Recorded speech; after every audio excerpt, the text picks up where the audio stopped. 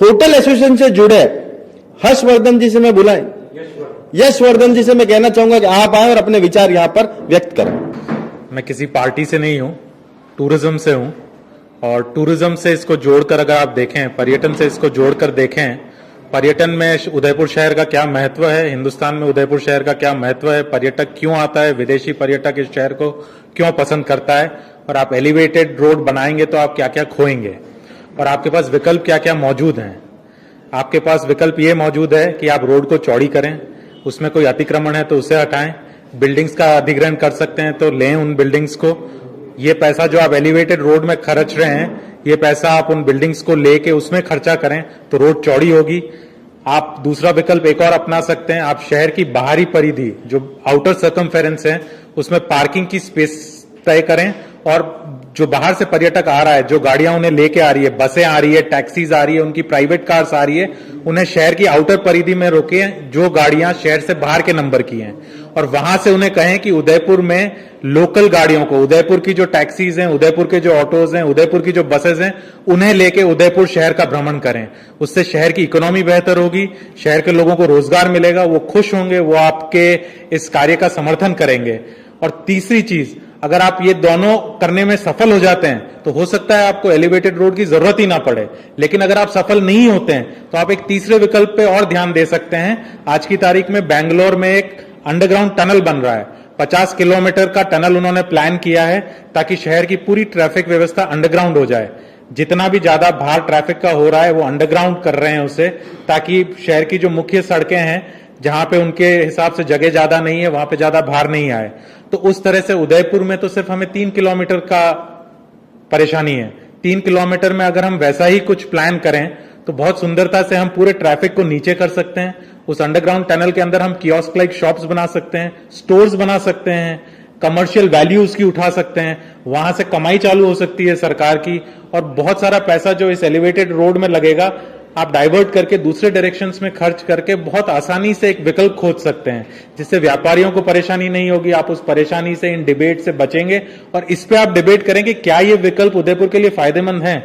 अगर फायदेमंद है ये विकल्प तो आपको डेफिनेटली इन विकल्प के लिए डिबेट करानी चाहिए, बुद्धिजीवियों को बुलाना चाहिए, अच्छे इंजीनियर्स को, आर्किटेक्ट्स को, डिजाइनर्स को। हम नेताओं को हर चीज में आगे करते हैं, करना चाहिए, जनप्रतिनिधि हैं वो, लेकिन बहुत सारी चीजों की समझ उन लोगों को होती है जिन्होंने इस चीज की पढ़ाई की हुई है, जिन्होंने इस चीज से रिलेटेड दुनिया को देखा हुआ है, जिन्हें पता है कि दुनिया में दूसरी जगह क्या क्या हो रहा है। तो अगर वो इस चीज को देखेंगे और बताएंगे आपको तो आप ज्यादा सक्षम तरीके से इस काम को क्रियान्वयन में ला पाएंगे, और आप बहुत सारी हेरिटेज को खत्म नहीं करेंगे। आपने एक एलिवेटेड रोड बनाई, उससे आपकी कुछ हेरिटेज खत्म हुई है, आपका दृश्य बाधित हुआ है। आप शहर फोटोजेनिक रहे ये चाहते हैं, आप चाहते हैं इंस्टाग्राम पे हिट हो, आप चाहते हैं फेसबुक पे हिट हो, आप चाहते हैं न्यूज़पेपर टीवी के माध्यम से हिट हो, तो वो तब हिट होता है जब वहां पे फोटोग्राफी अच्छी हो। लेकिन अगर आप उसी को नष्ट करते हुए कुछ ऐसा बना देंगे कि उन बिल्डिंग्स के सामने आ जाएगा, हवा बाधित होगी, आप अंधेरापन ले आएंगे उस स्ट्रीट के ऊपर, तो वो किसी को पसंद नहीं आएगा। आप साइकिलिंग रूट बनाना चाहेंगे तो वो नहीं बना सकते। आप भविष्य की सोचें, आप 25 साल आगे क्यों सोच रहे हैं, आप 200 साल आगे सोचिए। अगर आपको पैसा ज्यादा लग रहा है तो पैसा कलेक्ट कीजिए, लोग देंगे पैसा आपको बहुत सारा पैसा दान में मिल सकता है, लेकिन आप कुछ ऐसी योजना तो लाइए कि लोग आगे बढ़ें। लोग तो विरोध कर रहे हैं, वो बहस के लिए तैयार हैं, वो अपने अपने विकल्प दे रहे हैं, वो आपको अच्छी सोच की तरफ अग्रसर कर रहे हैं, वो चाह रहे हैं कि आप नई सोच के साथ आगे बढ़ें। लेकिन आप चाहते हैं कि क्योंकि किसी ने सपना 20 साल पहले देखा उसका सपना पूरा करना है, वो दूसरे सपने देख ले, छोटे सपने देख ले। एलिवेटेड रोड का ही सपना उसने देखा तो उसी को क्यों पूरा करना है, आप दूसरे सपने भी देखें। अगर एलिवेटेड रोड शहर के लिए सही नहीं है तो आपको डिसीजन बदलना चाहिए। मैं आपको 2 एग्जांपल देता हूं। स्मार्ट सिटी का कार्य हो रहा था, पारस जी भाई साहब ने बहुत अच्छी बात कही कि स्मार्ट सिटी का जो कार्य हुआ उसमें काफी सारी परेशानियां हुई और उसका रिजल्ट क्या निकला उस पर भी उन्होंने टिप्पणी की। आप उनका अगर वीडियो देखेंगे तो आपको पता चलेगा। स्मार्ट सिटी के दौरान सड़क के नीचे चेंबर्स बन रहे थे, उन चेंबर्स के अंदर उन्हें होल करने थे। मैंने ये देखा पर्सनली, फोटोग्राफ्स भी खींचे और रिकॉर्ड भी किया, लेकिन मैंने उसको आगे भेजा नहीं, इसलिए कि मैं किसी कंट्रोवर्सी में नहीं आना चाहता था। लेकिन मैंने वो सही अधिकारियों के सामने प्रस्तुत किया और उन्हें कहा कि आप जब इस चेंबर में होल कर रहे हैं तो आप उसको टांकी हथौड़ी क्यों यूज कर रहे हैं। आप टांकी हथौड़ी यूज कर रहे हैं तो क्रैक, वहां जहां आपको होल करना है उससे कहीं ज्यादा पेरिफेरी में क्रैक्स दौड़ रहे हैं, और ये सारे चेंबर्स के साथ हुआ है। बहुत सारे चेंबर्स ओल्ड सिटी में ऐसे हुए हैं जहां पे ऐसे होल्स हुए और क्रैक्स चारों तरफ दौड़े। मैंने कहा जब आपको मशीन उपलब्ध है बाजार में कोर कटिंग की, तो आप कोर कटिंग से उसको होल को क्यों नहीं कर रहे हैं? तो उन्होंने बात सुनी, सब कुछ किया, एक ने नहीं 4-5 ने, स्मार्ट सिटी के बड़े अधिकारी भी थे, लेकिन उन्होंने उस पर कार्य नहीं किया और वही तरीका अपनाया लास्ट तक, जिससे कि होल टांकी और हथौड़ी से हुए और उससे रिजल्ट आपके सामने है। बहुत जगह ओल्ड सिटी में एब्रेजन्स हैं उनके अंदर, तो चेंबर भर जाते हैं, पानी बाहर आ जाता है। दूसरा एग्जाम्पल, शहर में आपने एक गलती की कि आपने सीवेज पिछोला झील के अंदर उतारी। उस गलती को ढकने के लिए आपने उसके ऊपर छतरियां बनाई, उन छतरियों से उस सीवेज का डेकोरेशन किया, फिर आपने पास किया कि वो छतरियां टूटे। पहले आपने पास किया कि छतरियां बने, इसका ये बजट होगा, फिर आपने डिसाइड किया कि ये छतरियां टूटे, इसका ये बजट होगा। एक नागरिक आपके पास आता है, वो कहता है कि सर ये छतरियां आप मत बनाइए, ये चेंबर्स हैं, इनमें आपने सीवेज दौड़ा रखा है। सीवेज के ऊपर कौन क्राउनिंग करता है? छतरियां तो क्राउन करती थी बिल्डिंग्स को पहले, जिससे कि बिल्डिंग का डेकोरेशन होता था और लोग उसको अप्रिशिएट करते थे। आप तो जहां सीवेज दौड़ रही है, जहां मल दौड़ रहा है, उसको डेकोरेट छतरी से कर रहे हैं। तो उन्होंने कहा कि ये तो प्रोजेक्ट में पास हो चुका है, छतरियां तो बनेगी ही बनेगी, तो उन्होंने छतरियां बना दी। थोड़े दिन बाद एक आईएएस ऑफिसर उदयपुर में लगे, मैं उनका नाम नहीं बताऊंगा, मैंने उनसे कहा कि सर आपने तो इसके तोड़ने के ऑर्डर्स निकाले हैं, आप इसको तोड़ रहे हैं, तो आपने बनाया क्यों था? तो बोले कि ये तो तोड़ने के ऑर्डर्स निकल चुके हैं, तो अब टूटेगा ही। तो आप इस तरह की प्लानिंग करते हैं और फिर इतने कॉन्फिडेंस से उस प्लानिंग को बताते हैं कि पूरा शहर उस प्लानिंग को माने। इससे अच्छा क्यों नहीं आप अच्छे आर्किटेक्ट्स और डिजाइनर्स के साथ बैठें, बुद्धिजीवियों को अपने पैनल में लें। आप आज नेतागिरी कर रहे हैं, आज नेतागिरी में आप चमक जाएंगे, लेकिन आप सदियों के लिए उस शहर की इतनी बुरी हालत करके जाएंगे कि आदमी चाहेगा तो भी उसको ठीक नहीं कर पाएगा।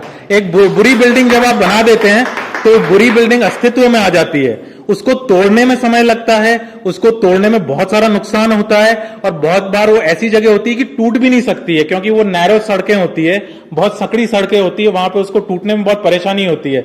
और वहां पे आप नई बिल्डिंग जब बनाने जाएंगे तो उसमें वापस इन्वेस्टमेंट होगा। तो क्यों नहीं आप एक बार में ही उसको सुंदर बनाएं। आप लोग बीजेपी और कांग्रेस से बाद में हैं, आप शहर के नागरिक पहले हैं। आपका दिल उदयपुर के लिए धड़कना चाहिए और फिर पार्टी के लिए धड़कना चाहिए। परेशानी यह है कि लोगों का दिल पार्टी के लिए पहले धड़कता है और शहर के लिए बाद में धड़कता है। तो आप पहले ये सोचे कि आपको दिल किसके लिए धड़काना है, शहर के लिए या पार्टी के लिए? पहले शहर के लिए धड़काइए तो शहर का बहुत ज्यादा भला होगा, और फिर आप पार्टी के लिए धड़काइए। पार्टियां बहुत अच्छा काम करती हैं, बहुत सारे अच्छे काम होते हैं, लेकिन बहुत बार आप एक सेल्फिश नेचर के कारण कुछ ऐसे डिसीजन ले लेते हैं जिससे पूरे शहर को भुगतना पड़ता है। और इसका ताजा उदाहरण बहुत सारी जगह शहर में ऐसी है। माछला मगरा देखिए, उस पर पूरी पहाड़ी को आपने काट दिया है। पिछोला झील से अगर कोई फोटो ले तो बहुत गंदा फोटो आता है। आप दूसरी पहाड़ियां देखिए जहां बहुत सारी इमारतें बन चुकी है, शहर की सारी पहाड़ियां नष्ट हो चुकी है। क्या उदयपुर में आप देखने आ रहे हैं तो एक महाराणा का महल है जो सुंदर है, जो प्राइवेट हाथों में। जितनी बिल्डिंग सरकार के पास है उनकी हालत बहुत खराब है, चाहे वो सहेलियों की बाड़ी हो, चाहे जगदीश मंदिर हो, देवस्थान विभाग के पास जितने मंदिर हैं उनकी हालतें खराब है। आप लेक को देखें तो उसकी हालत खराब करने में कोई कसर नहीं छोड़ी। आप कहते हैं होटल वाले गलती करते हैं, आप कहते हैं मकान वाले गलती करते हैं, पैसे वाले लोग गलती करते हैं, नेता गलती करते हैं। नहीं, आप खुद डिसीजन ही इतने बुरे लेते हैं। आपने पानी की ऐसी की तैसी कर दी, तालाब की ऐसी की तैसी कर दी। ये आप बना नहीं सकते। आपने एक भी तालाब हिंदुस्तान में बनाया हो आजादी के बाद तो बता दीजिए कि इस नेता ने यहां पे ये तालाब का निर्माण करवा दिया। ऐसा कहीं नहीं हुआ है। जितने तालाब बने हैं वो उससे आजादी से पहले बने हैं, और जिन्होंने बनाए हैं उनके लिए आप कुछ नहीं कर सकते, तो कम से कम उसका संरक्षण कर लें। चाहे वो तालाब राजसमंद में हो, चाहे उदयपुर में हो, चाहे कहीं और हो। लेकिन आप संरक्षण के नाम पे भी जीरो हैं, आप नया निर्माण करते हैं उसके नाम पे भी जीरो हैं। आप चाहते हैं कि आपकी बात को मान ले तुरंत। कोई अच्छी बात करने जाता है तो आप उसे आंख दिखाते हैं। आप चाहते हैं वो बैठ जाए, उसको धमकी दे दें, उसको नोटिस भेज दें, वो चुप हो जाए, वो आगे नहीं बढ़ पाए, वो अपनी बात रखने से पहले, क्योंकि आपकी पार्टी का अहित हो जाएगा, इसलिए आप चाहेंगे कि उसकी बिल्डिंग या उसके बिजनेस में कोई दखल अंदाजी करें ताकि आदमी बोलना ही बंद कर दे, और इस तरह से फैल जाए कि आप बोल ही नहीं सकते, और शहर में इस तरह का काम हो तो सब चुप हो जाएं। ऐसा नहीं होना चाहिए। इस पर बहस के लिए आपने सबको बुलाया है, तो हर व्यक्ति को अधिकार है कि वो बहस में अपना योगदान दे, और डिबेट इस तरह का हो कि शहर का बहुत अच्छा उत्थान हो, उसमें शहर को बहुत फायदा मिले, पर्यटन को फायदा मिले। किसी भी विदेशी पर्यटक या दुनिया घुमा हुआ कोई भी पर्यटक या कोई भी व्यक्ति जिसने दुनिया देखी है, उससे आप पूछें कि हम ये एलिवेटेड रोड उदयपुर में बना रहे हैं, इससे हमारी कलेक्ट्रेट की बिल्डिंग जो कि हिस्टोरिकल बिल्डिंग है, हमारे कलेक्टर साहब का बंगला जो कि हिस्टोरिकल कॉलोनियल टाइम का बंगला है, टाउन हॉल, आपका फतेह मेमोरियल जो कि हिस्टोरिकल बिल्डिंग है, जितने चौराहे हैं, मेन गेट्स हैं आपके, सूरज पोल, उदिया पोल, दिल्ली गेट, इन सब में के बीच में से ये एलिवेटेड रोड जाएगी। क्या ये सही है? तो जिस पर्यटक ने दुनिया घूमी है वो आपको मना करेगा कि नहीं, दुनिया में ये उदाहरण मौजूद हैं कि ऐसा नहीं करना चाहिए आपको। अगर आप ऐसा करेंगे तो शहर में पर्यटन को बिल्कुल जड़ से खत्म कर देंगे। आप ऑलरेडी कर चुके हैं, आप आगे भी कर रहे हैं और भविष्य में भी इसी तरह करते रहेंगे अगर आप सही समय पे नहीं रुके। पारस जी भाई साहब एक बहुत अच्छे जननेता हैं, बहुत सुंदर बातें उन्होंने करी, और ऐसे नेताओं को अगर आप आगे लाएं और उनसे काम करवाएं और उनको अपनी बात करें तो आपको लगेगा किसी बुद्धिजीवी से बात कर रहे हैं आप। लेकिन अगर आप बहस में हर चीज को डाल देंगे और आपसी बहस ही होती रहेगी पूरे टाइम। दिनेश जी श्रीमाली भाई साहब ने बहुत अच्छी बात की, इतने सुंदरता से उन्होंने अपना पक्ष रखा, मजा आ गया सुन के। तो इस तरह के नेता जब आगे आएंगे तो बड़ा मजा आएगा सुनने में, और शहर का बहुत विकास भी हो सकता है। आप विरोध की बात है ही नहीं इसमें, ये तो आपका शहर है, आपका दिल धड़कना चाहिए इसके लिए। अगर यहाँ पे कुछ गड़बड़ हो रही है तो आपको लगना चाहिए मेरे मकान में कुछ गड़बड़ हो रही है, मेरे शरीर में कुछ गड़बड़ हो रही है। जब आपका दिल इस तरह से धड़केगा शहर के लिए तो आप काम कर पाएंगे, तो आप शहर के लिए सुंदरता से काम कर पाएंगे और उसका संपूर्ण विकास होगा। और इस संपूर्ण विकास के लिए आप कुछ ऐसा करिए कि विकल्प खोजें कि बिना एलिवेटेड रोड के आप सरकार का पैसा कैसे बचाएं, लोगों का टैक्स का पैसे कैसे बचाएं, और पर्यटन का फिर भी भला हो, दुकानदारों का भला हो और शहर का भला हो। विकल्प तलाशें, विकल्प हैं, मौजूद हैं और सही हो सकते हैं। धन्यवाद। तो बिल्कुल सही फरमाया भाई साहब ने कि ये शहर हमारा है, इस शहर के लिए हमारा दिल धड़कना चाहिए। अगर वाकई में कोई चीजों की खामियां यहां पर है तो उन्हें तुरंत दुरुस्त यहां करा जाना चाहिए। वैकल्पिक मार्ग की तरफ हमें जाना चाहिए, कुछ विकल्प अगर मौजूद है तो उनकी तरफ हमें जाना चाहिए। हेरिटेज के साथ कोई नुकसान ना हो, क्योंकि ये पर्यटन सिटी भी है, उदयपुर एक पर्यटन नगरी है, यहाँ के हेरिटेज को कोई नुकसान ना हो। इसी क्रम में मैं आमंत्रित करना चाहूंगा चावत साहब को कि आप आए और अपने मन की बात यहां पर रखें। और हाँ, मन को ठंडा जरूर रखें, एलिवेटेड रोड आज बनी नहीं है। तेजी है ना, आपसे सीखा हूँ थोड़ी मयूर जी से, थोड़ी मन्नू जी राव से, थोड़ी राजनीति से, और तेजी नहीं होगी तो कोई लोग सुनेंगे भी नहीं। आपने उदयपुर न्यूज के चैनल के माध्यम से मुझे बोलने का मौका दिया, मैं इसके लिए धन्यवाद चाहूंगा। और मैं ये कहना चाहूंगा कि हमारे अतुल जी ने एक बहुत बड़ी बात कही थी कि आने वाले 10 साल की सोचो। पर अतुल जी मैं एक बात कहूंगा कि ये 2008 का प्रोजेक्ट है और 10 साल क्या उससे पहले 15 साल निकल गए, 17 साल निकल गए। तो अब ये कहूंगा मैं आगे 100-200 साल की सोचो। राजा महाराजाओं ने 200 साल पहले उदयपुर को बसाया और उसके बसावट के बाद किसी भी सरकार ने कुछ भी नहीं किया शहर के नाम पे। तालाब बनाया, जैसे अभी यशवर्धन जी ने कहा कि ये सब चीजें जो राजा महाराजाओं ने बनाई नहीं, बहुत सोच समझ के बनाई।